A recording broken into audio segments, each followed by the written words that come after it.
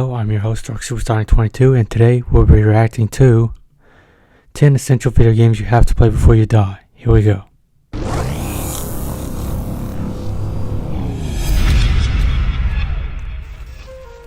Games are getting bigger each and every year.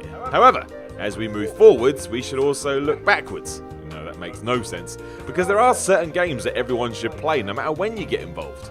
In a perfect world, you should do that before you die as well, because although I don't know for sure, I think that may be tough to do after you popped your clogs. So, use the time you have now, find out why some titles just never get old. I'm Simon from What Culture, and this is 10 essential video games you have to play before you die. Number 10, Bioshock. In 2007, the first-person shooter was everywhere, as were role-playing games and survival horrors. Hell, they're still here today, but 10 years ago they were all the rage. Everybody loved them. But that's why Bioshock was so special. Not only did it combine all three to amazing effect, but the narrative and world put in place were and are incredible. Rapture felt real on occasion, even though it was genuinely a terrifying place. And the story that unfolded as you played through was as shocking as it was intriguing. Then there was morality-based gameplay thrown in there where you could choose to be a nice person or a dick, magic powers known as plasmids, and one of the best twists in gaming history.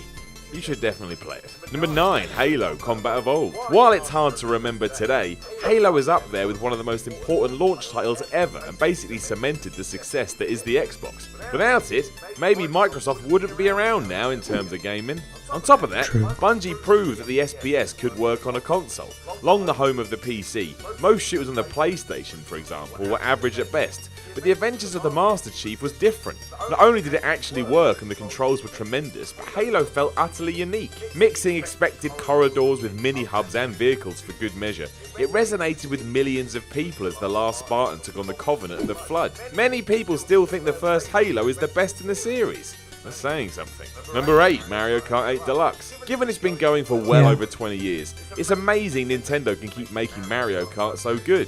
But it has, and Deluxe for the Switch may be the best of the bunch. While just an updated version of what was released on the Wii U, Mario Kart 8 Deluxe is so good, with the added bonus of being portable too, it's hard to figure out what Nintendo will ever do to top it. A fantastic racing game that is also accessible and open to all, it never gets old and it's unlikely you'll ever have a bad race. Mario Kart is just too over the top and crazy, and the fact there's so much to master as well is just the icing on the cake. And believe you me, this is some damn good icing and some pretty fine cake. Number 7, Call of Duty Modern Warfare. It's impressive to say you changed the gaming landscape, but Call of Duty 4 Modern Warfare did.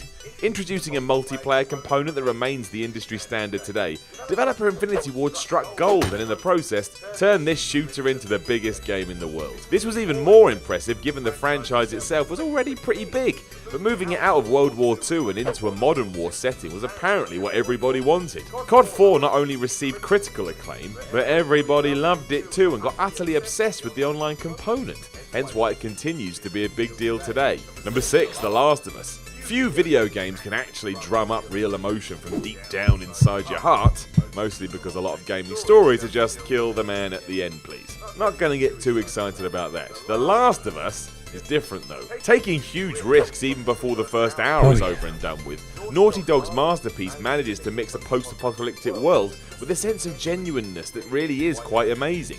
Lead characters Joel and Ellie and the relationship they have feels real at times, and neither comes across as a hero, they're just human beings trying to survive in an awful time. Throw in an ending that will leave you screaming at the top of your lungs, and this is probably one of the best games ever made. To not play one of the best games ever made, stupid. Number 5, Fallout 3. Or 4. Either of Bethesda's RPGs is fine, but Fallout 3 certainly had a bigger impact simply because it came first. From the scope of it to the ridiculousness of the story, you were thrown into a deliberately horrible world that felt forlorn and miserable, yet sucked you in for hours. As well as all this, it's just obsessively fun. As well as the setting, which is stunning, the characters, which are fantastic, and the dialogue, which is both emphatic but also tongue-in-cheek, and it never rests on its laurels, just keeps you guessing at every turn. There are few games that are as vast or as expansive as either of these Fallouts. If you want something that will eat hours of your life away, these are it.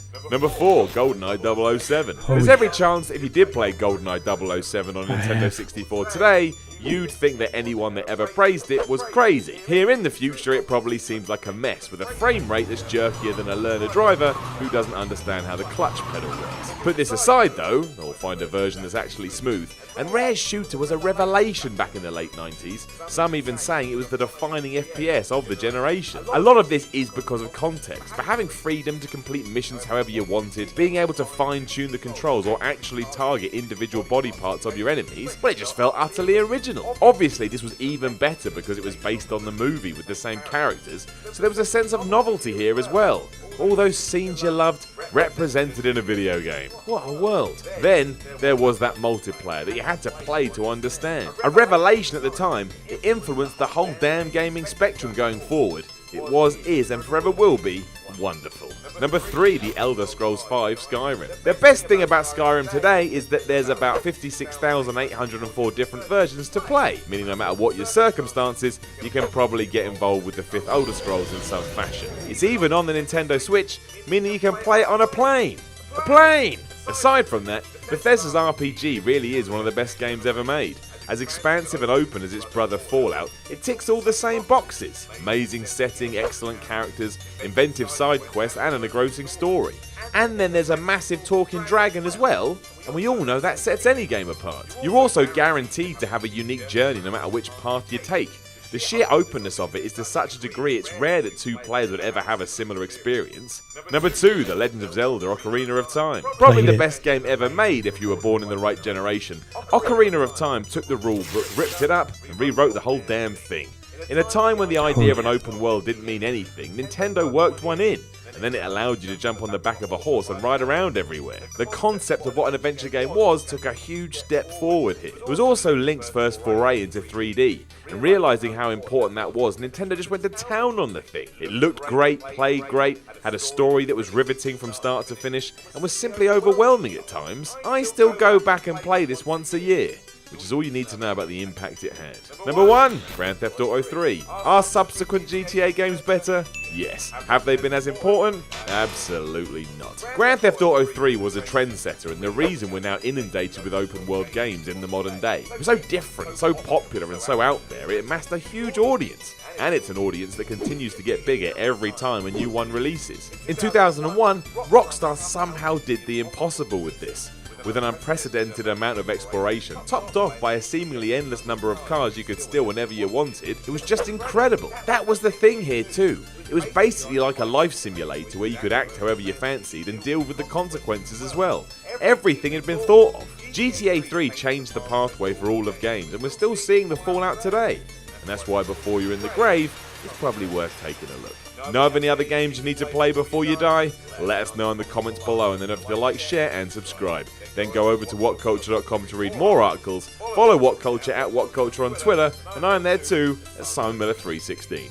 I am Simon from WhatCulture, and I will chat to you again soon. I agreed with some of these.